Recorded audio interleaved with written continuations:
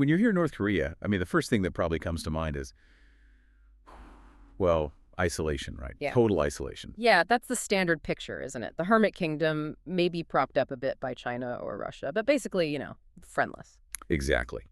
But today we're kind of tearing that picture up. We're doing a deep dive into a relationship that's not just lasted, but is actually, well, thriving. It really is. We're talking about North Korea's surprisingly deep and frankly critical alliance with governments in southern Africa. And this isn't some dusty Cold War relic either. Not at all. This is very much a 21st century thing. It's become almost a business model for Pyongyang, especially with sanctions. Right. It's an alliance that kicked off way back during the independence struggles, and today it's like an economic lifeline for North Korea. So our mission today is basically to trace that whole story, starting from the geopolitics of the 60s right through to how they're dodging UN sanctions now. It's this story of deep loyalty, really, that kind of defies logic and, well, enormous global pressure. And, to really get it, we need to shift how we're looking at this. It's not just typical state-to-state stuff, not Zimbabwe, the country, dealing with North Korea, the country. Okay, so what's the focus then? It's more regime to regime. Specifically, it's the Workers' Party of Korea connecting with what the sources call the liberation governments of Southern Africa. Okay, so you mean the political parties that actually fought for independence and are still in power? Yeah. Like MPLA in Angola, Frelimo in Mozambique. Exactly. SWAPO in Namibia, ZANU-PF in Zimbabwe. These parties came out of liberation movements. They're still running the show, and they actively keep up these loyalties that were forged, decades ago in the trenches. So when we talk about Zimbabwe, it's really ZANU-North Korean relations we're digging into. That sounds much more, I don't know, intimate, personal than just capitals talking. Precisely. It's a much deeper bond. And we've kind of structured this based on the sources using 3 themes that really track how it evolved. They're quite evocative, actually. Yeah, what are they? First, blood. That covers the early stuff, the diplomacy, the ideology. Then we move into bullets, which is, well, pretty self-explanatory: military support, regime security. Okay. Blood, bullets. And finally, bronze. That brings us right up to today, the era of giant monuments, sanctions evasion, and, well, money. All right, let's start with blood, laying the foundation. So this whole alliance, it really gets going amidst all that global competition, right? After World War II, Korea's split. Yeah, and both Koreas, the ROK in the south and the DPRK in the north, were just desperate for international legitimacy. They needed recognition. And Africa. Well, Africa was exploding onto the world stage.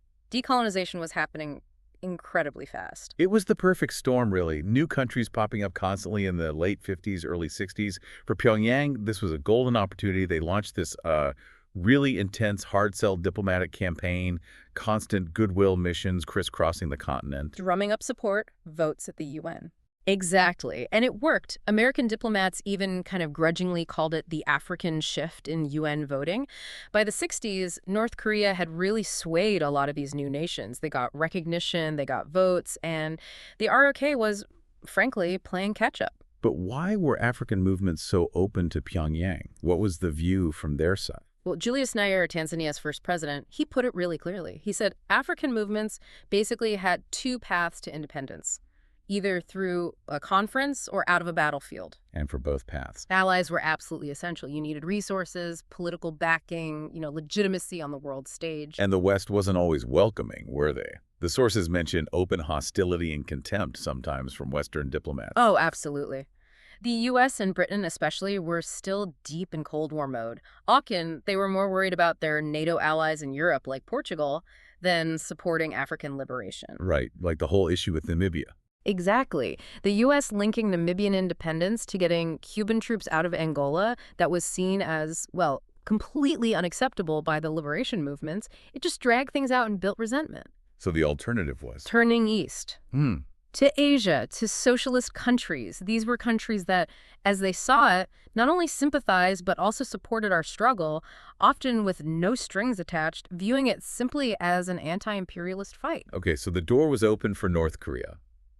And they walked through it with, what, invitation diplomacy? Yeah, this was one of their smartest early moves. Pyongyang itself was kind of a symbol. Remember, it had been flattened during the Korean War. Right, totally destroyed. And rebuilt as this showcase of socialist resilience, Juche ideals in concrete and steel. Inviting African leaders to see this was incredibly powerful psychologically. Propaganda gold, as you said earlier. Absolutely, and almost everyone who was anyone in Southern African liberation went. Kenneth Kaunda from Zambia, Samora Machel from Mozambique, Sam Nujoma from Namibia.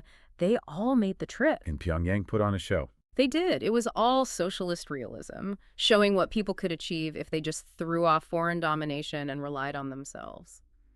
It was a potent promise to people who just emerged from colonialism. And these visits, they weren't just stiff formalities. Not at all. The sources really emphasized the personal touch. Like, there's actual footage of Zambia's President Kaunda singing a North Korean song for Kim Il-sung on his birthday in 1982. Wow. Okay, that's definitely personal. That kind of thing, that level of effort, it really mattered. Leaders like Kaunda or Botswana's Kama, they felt at ease there. They weren't treated like junior partners, which, let's be honest, sometimes happen with Moscow or Western capitals. So it built real trust. Deep trust. The sources say it established trust in building personal relations that remain relevant today. And that gave Pyongyang a huge advantage over, say, South Korea trying to make inroads. This trust paid off when these movements actually took power. Immediately. Take Sam Nujoma in Namibia. He'd received the Korean Order of Freedom and Independence while in exile. As soon as Namibia became independent in 1990, bam, he signed a general agreement with North Korea. And that agreement specifically mentioned Cooperation, including building monuments. The groundwork for the Bronze Phase we'll talk about later was laid right there at independence, repaying that debt of solidarity. Okay, so personal trust was key. What about the ideology holding it together? Juche, self-reliance. How did they sell that? It seems very Korean. Well, they were smart about it. They basically packaged Juche for export. They presented it as something unique, not just Soviet or Chinese communism, but, better. The core idea was that the masses, the people themselves, are the masters of their own destiny and the revolution. And African leaders bought into that. Did it clash with their own ideas? That's the fascinating part. It often didn't clash. The sources point out it was remarkably compatible with indigenous African philosophies that were already developing. Ideas about self-reliance, community, breaking free from colonial models. Can you give examples? Sure. Think about Kaunda's Zambian humanism.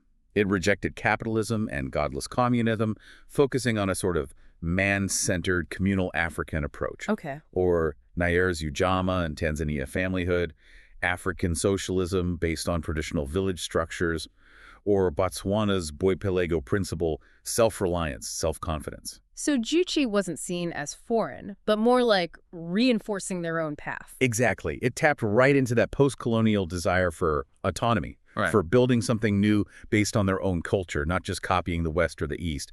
That anti-imperialist, do-it-yourself message really resonated. And they backed this up with actual effort, not just talk. Oh, yeah. They built a pretty serious soft power network. Juche study centers popped up in around 30 African states. The first one was in Mali back in '69, then Angola, Zimbabwe, Tanzania, lots of places. Study centers, what did they do? They distributed literature, journals like the study of the Juche idea, pamphlets, visual art.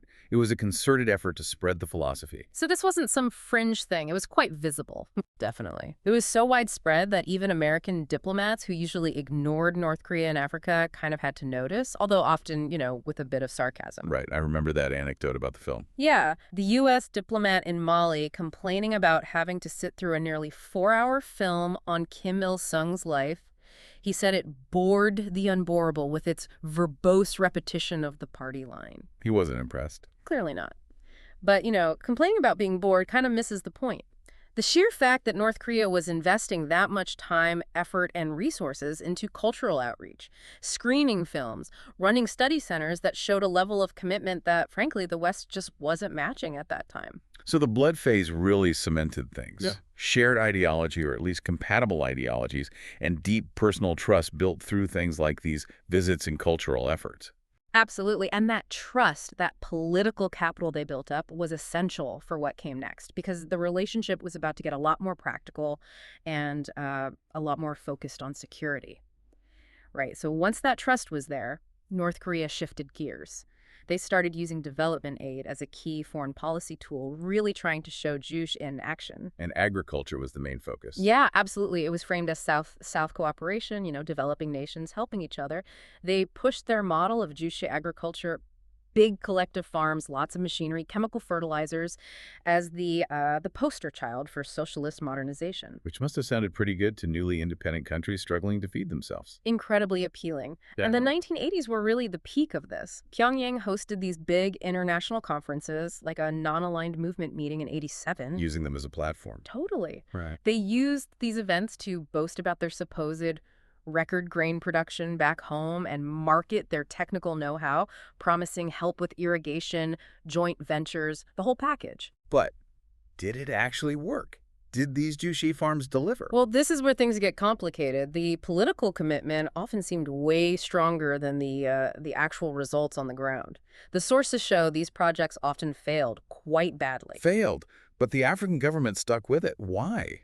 It seems they were more committed to the idea of solidarity, the political statement it made, than maybe the efficiency of the rice harvest. Okay, give me an example. Take Tanzania. They had the Chalima Agricultural Science Institute, including this big Dakawa rice irrigation project from about 75 to 82. Total mess. It eventually collapsed because of constant delays, disagreements between the North Korean advisors and the local Tanzanian workers. It just didn't work out. So, a clear failure. But Tanzania didn't cut ties. Nope. The Tanzanian leadership kept publicly praising North Korea's help. Yeah. They continued to back North Korea on reunification at the UN, things like that. The political relationship trumped the practical failure of the aid project itself. They valued the alliance more than the rice. It appears so. They were signaling loyalty to their anti-imperialist allies. And you see the same pattern elsewhere, like in Ghana with their Juche project. What happened there? Similar problem. Very similar. The specialized Korean farming equipment kept breaking down. It wasn't suited to the local conditions. Getting spare parts was a nightmare. Sounds expensive. It was. The South Korean embassy in Accra apparently reported, rather gleefully I imagine, that the logistics costs Ghana was paying to keep the North Korean teams there were actually bigger than the aid itself. So it was costing Ghana money. Yeah, it was a net economic drain. But still, the government...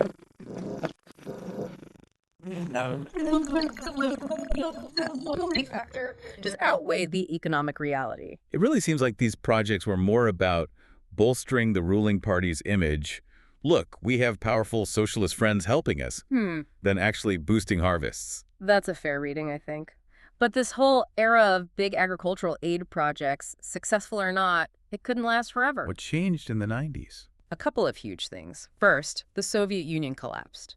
That cut off a major source of funding and trade for North Korea, and for many African socialist states, too. Right, the whole economic model shifted. And second, North Korea itself plunged into a horrific famine and economic crisis, the arduous march, they called it.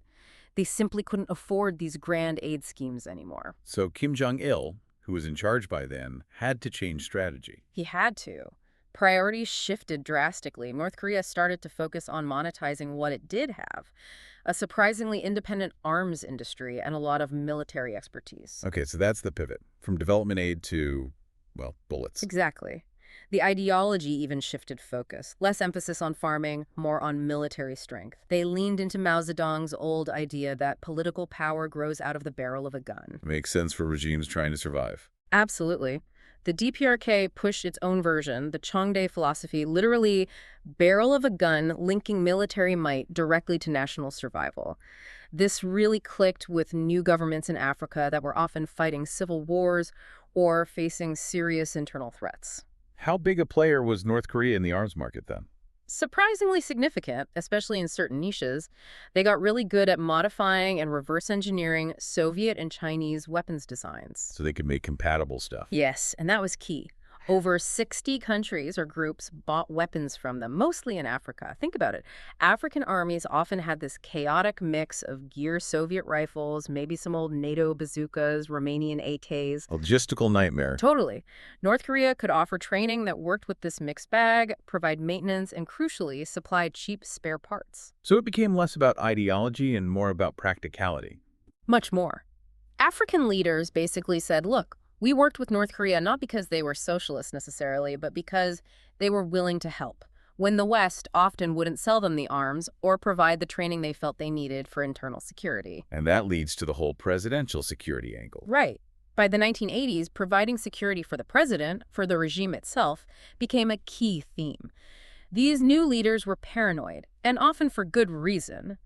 Think about Patrice Lumumba in Congo, assassinated early on, or Samora Machel of Mozambique dying in that suspicious plane crash. So they wanted loyal bodyguards, elite units. Exactly. And North Korea specialized in training just that. Which brings us to probably the most infamous example, Zimbabwe and the 5th Brigade. Gukurahundi, a really dark chapter. Mugabe asked the North Koreans to train this unit specifically. He did, explicitly. And everyone knew what its purpose was, to crush the political opposition, primarily the ZAPU party, rivals to Mugabe's ZANU PF. Did anyone try to stop him? Oh, yes. There was huge diplomatic pressure. The UK, the US America apparently threatened to pull a massive aid package, something like $250 million. Wow. That's serious leverage. How did Mugabe react? He basically told them to get lost. He insisted North Korea had supported ZANU during the Liberation War, and now they had to be given an opportunity to help Zimbabwe now. That historical loyalty card was played hard. And North Korea stepped up. They did. They provided a $12 million gift of equipment tanks, thousands of AK-47s to arm the 5th Brigade. And the result? Was the Gukurahundi massacres. Thousands were killed between 82 and 87. It absolutely decimated ZAPU and cemented ZANU-PF's control, creating a de facto one-party state. Did Mugabe try to hide the purpose? Not really. He publicly warned people. He said ordinary citizens had nothing to fear, but, quote, if you plan to be a dissident, watch out. It was about regime survival, plain and simple, enforced by North Korean training and weapons. And this wasn't just Zimbabwe asking for this kind of help. No, not at all. Similar deals for presidential guards or elite units happened across the region. The Seychelles, Namibia's presidential guard. So Western diplomats must have been tearing their hair out. Pretty much. The British Foreign Office called Namibia's decision to use North Korean trainers naive and staggeringly inept.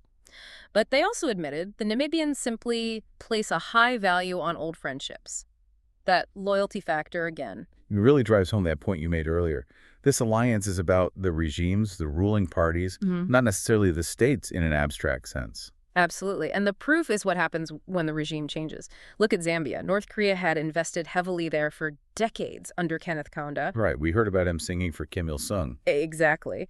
But when Kaunda's party, UNIPIS, lost the election in 1991, poof, the alliance evaporated almost overnight. The new government had no connection to Pyongyang.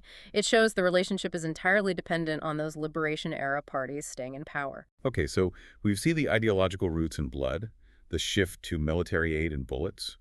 How does this alliance survive and, well, function today, especially after 2006 when North Korea got hit with really heavy UN sanctions? This is where we get to bronze. The relationship essentially transforms again, becoming a crucial economic survival mechanism for Pyongyang. And the most visible part of this is literally bronze statues and monuments. Monumental diplomacy. Exactly. The key player here is a North Korean company called Mansudae Overseas Projects, or MOP. Mansudae, I've heard that name. Isn't that the huge art studio in Pyongyang? That's the one. MOP is its international wing. It employs thousands of artists and workers back home. And what they offer African governments is basically a one-size-fits-all package for building massive, heroic, nationalist monuments. Think giant bronze statues, sprawling memorial complexes. And the style is recognizably in North Korea. Oh, absolutely. It's that specific brand of socialist realism. Very grand, very imposing, very heroic. And African governments are specifically choosing this style. It's not just about getting a cheap construction deal. No, the sources argue it's often a deliberate choice. They're using this North Korean aesthetic to promote a particular version of patriotic history. What do you mean by patriotic history? It's a narrative that really simplifies the past. It frames the liberation struggle as this clear-cut battle between the heroic revolutionaries, who are now the ruling party, naturally, and the evil colonialists, or internal collaborators, the sellouts. These monuments literally cast that narrative in stone and bronze, legitimizing the party's eternal right to rule. Can you give some examples of these MOP projects? Sure. A really striking one is Zimbabwe's National Heroes Acre in Harare. MOP was heavily involved. The whole layout is designed to look like two giant AK-47 rifles lying back to back. Seriously, AK-47s. Yep. And the graves of the heroes buried there, they're meant to represent the bullets in the magazines. It's literally militarizing the landscape of memory. Wow. That's unsubtle. It is. Or look at Namibia's Independence Memorial Museum in Windhoek. MOP designed the building and curated the internal exhibitions, so they physically shaped the building and the official story told inside it. They're literally building the national narrative. Precisely. One more. The massive Agostinho Neto Memorial in Luanda, Angola. Its design, the sources argue, reflects this idea of the family state, the leader as the all-powerful father figure, the citizens as children. It reinforces that top-down patriarchal power structure that discourages dissent. Okay, so MOP builds monuments that reinforce the ruling party's narrative. Yeah. But how does this connect to sanctions evasion? Is it just about earning money? It's partly about earning foreign currency, yes. But MOP's construction work often serves as a cover for much shadier activities that directly violate UN sanctions. So the statue building is a front. Often, yes. Despite having probably the toughest sanctions regime ever slapped on a country, North Korea continues to exploit long-standing military relationships in Africa. The UN panel of experts has documented what they call a sophisticated criminal ecosystem. Okay, how does MOP fit into that ecosystem? Take Namibia again. MOP built the Ministry of Defense headquarters there. Okay, maybe that's borderline. They built the military academy. But they also built a munitions factory. A munitions factory. Built by an art studio's overseas wing. Exactly. And this factory was designed to produce 7.62 millimeter ammunition standard military stuff. And guess who they were documented working alongside on this project? Let me guess. A sanctioned entity. You got it. Comid, the Korea Mining Development Trading Corporation, North Korea's main sanctioned arms dealer. So you have MOP, the civilian builder, directly enabling military production with a blacklisted arms company right inside Namibia. That's blatant. Are there other examples of this military work disguised as something else? Plenty. In Tanzania and Mozambique, North Korean technicians have been caught repairing military aircraft, specifically old Chinese F-7 fighter jets. They've also supplied and serviced surface-to-air missile systems like the S-125 Pechora. And these deals aren't done through MOP directly. Sometimes through MOP, sometimes through other state companies that are also sanctioned, like Green Pine Corporation. They operate under various guises. How are they moving the money and equipment around? Surely international banks flag this stuff. Well, they try to avoid the formal banking system as much as possible. This is where North Korea's use of overseas labor becomes really important and really disturbing. You mean the workers they send abroad? Yeah. There are estimates of maybe 100,000 North Koreans working overseas, often in construction, including on some of these MOP projects in Africa. Their working conditions are often described as akin to modern slavery. And their wages. A huge chunk gets confiscated by the North Korean regime. This generates a massive amount of hard currency completely off the books outside the banking system. It allows them to pay for things in bulk cash, fund illicit shipments, bribe officials. So the workers are funding the regime's illegal activities. Essentially, yes. And it's not just the workers. North Korean diplomatic staff in Africa have a long, long history of being involved in criminal activities themselves. Oh, yeah. Like what? It goes way back. Diplomats caught with hashish in Egypt in the 70s, involved in rhino horn smuggling out of Zambia in the 80s, and more recently, UN reports detail ongoing trafficking operations, drugs, wildlife products, counterfeit goods running through regional networks connecting embassies in places like Botswana, South Africa, Zimbabwe, Mozambique. Their embassies are like criminal hubs. They can function that way, yeah. Using diplomatic pouches and immunity to facilitate illicit trade, generating more cash for Pyongyang. Okay, so given all this, the sanctions violations, the criminal activity, the reputational risk, why on earth do these African governments keep dealing with North Korea? It can't just be nostalgia anymore. No, definitely not just nostalgia. The sources point to three main reasons why African states actively seek out this relationship today. It's a demand-driven thing, too. Okay, what's the first reason? Reciprocity. That historical debt is still a powerful force. These liberation parties feel genuinely indebted to Pyongyang for the support they received decades ago. You hear it from leaders directly. Like Uganda's President Museveni. He actually got his very first military training in Pyongyang way back in 1969. Decades later, when questioned about Uganda's ongoing military cooperation with North Korea, he basically shrugged and said he did not see any problem with them. That loyalty runs deep. Okay, so history still matters. What's number two? Maintenance dependency. This is purely practical. Many African armies today are still operating equipment from the Cold War Soviet-era tanks, MiG fighter jets, AK-47s. Stuff the original manufacturers might not support anymore. Exactly. Or it's too expensive to get parts from Russia or China now. North Korea has carved out a very profitable niche market servicing, repairing, and providing spare parts for precisely this kind of aging communist bloc hardware. And they do it cheaper. Significantly cheaper, apparently. One source estimated their prices could be up to 50% lower than competitors like China. For cash-strapped African defense ministries, that's a compelling offer. Right. Keep the old tanks running on a budget. What's the third factor? Simple opportunity, stemming from weak enforcement of sanctions. Let's be frank. Many Southern African states either lack the capacity or, perhaps more importantly, the political will to rigorously enforce UN sanctions against North Korea. They don't file the reports, things like that. Many have failed to submit national implementation reports, yeah? There's often a little appetite to crack down on an old ally, especially when that ally is providing useful services. North Korea exploits this lax environment ruthlessly. And they get creative when they think they might get caught. Absolutely. They mislabel shipments constantly. Remember that shipment heading to the Congo, intercepted in South Africa in 2014? What was it labeled as? Spare parts of bulldozers. Classic. But when investigators opened the containers, they found parts for T-54 and T-55 battle tanks. The historical cover story allows them to move military gear disguised as legitimate trade. It makes enforcement incredibly difficult. #tag outro. So we've followed this thread from blood through bullets right up to bronze and sanctions busting.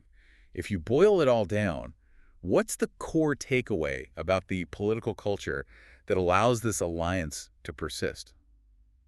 It feels like that old liberation slogan, power to the people, somehow became, well, power to the party. That really nails it, I think. The sources argue that the governing style of these Southern African liberation parties is still deeply shaped by what's called the exile mentality. Yeah. Meaning, back during the struggle, unity was everything. Survival depended on absolute loyalty to the movement, to the party leadership. Internal dissent wasn't just disagreement, it was treason, potentially punishable by death. They saw themselves as the only legitimate voice of the people. And they carried that mindset into government. Pretty much, yeah. Once in power, the party often continued to see itself as supreme, with the government merely its tool. So maintaining party unity and control, often through repression, takes precedence over things like multi-party democracy or liberal freedoms. And North Korea fits into this worldview. It provides a kind of inspiration, or at least a parallel. Here's a state, the DPRK, that has maintained power through hereditary succession, completely outside the liberal world order, viewing any challenge as counter-revolutionary. These African liberation regimes, also often becoming politically hereditary in practice, see a kindred spirit. They both see internal opposition or electoral losses not as democracy in action, but as a counter-revolutionary victory for reactionary forces. And this is justified by what the sources call the politics of eternity. Yeah, that's a powerful concept from the readings. It means these regimes frame everything through the lens of the original anti-colonial struggle. So today's problems are just the same old fight. Exactly. An economic crisis isn't just an economic crisis. It's portrayed as sabotage by neo-colonial forces. An election challenge isn't just political opposition, it's the sellouts trying to reverse the revolution. They might call it the third Chimurenga, like in Zimbabwe, constantly refighting yesterday's war. Anyone challenging the party is automatically an agent of the enemy. And that shared mindset, us against the world, loyalty above all, the struggle is eternal. That's the glue holding the North Korea alliance together, even now. It seems to be a huge part of it. It shows North Korea's foreign policy success here isn't really based on economic might or conventional power. It's based on skillfully leveraging that historical solidarity, providing very specific niche services like military maintenance, and tapping into this shared political culture where party survival is the ultimate goal. Which brings us to a pretty sobering final thought for you, the listener. This isn't just some quirky historical relationship happening far away. It has real-world consequences for global security today. Yeah, get this. UN investigators found that Congolese army units deployed as peacekeepers, UN peacekeepers in the Central African Republic, as part of the MINUSCA mission. Okay. They were armed with North Korean pistols. UN peacekeepers with sanctioned North Korean weapons. How? The weapons were traced back to the DRC's Presidential Guard Unit, which, surprise, surprise, receives training and military supplies from North Korea. So, weapons supplied through this historical alliance, violating sanctions, end up in the hands of soldiers deployed on a UN peacekeeping mission. Exactly. It shows this isn't just about Africa or North Korea anymore. This network is actively complicating international efforts to maintain peace and security in conflict zones right now. So, the question we leave you with is, Knowing this, knowing how deep these historical roots and shared political cultures run, how should the international community even approach North Korean sanctions enforcement in Africa? Is it enough to just keep sanctioning Pyongyang? Or do we need to understand and address the demand side, too? The reasons why these African regimes continue to choose this alliance, that sense of historical debt, the very real need for cheap military maintenance, the shared us against the world mentality. If those factors aren't addressed, maybe these regimes will always find ways to work with their old friends, regardless of what the UN Security Council says.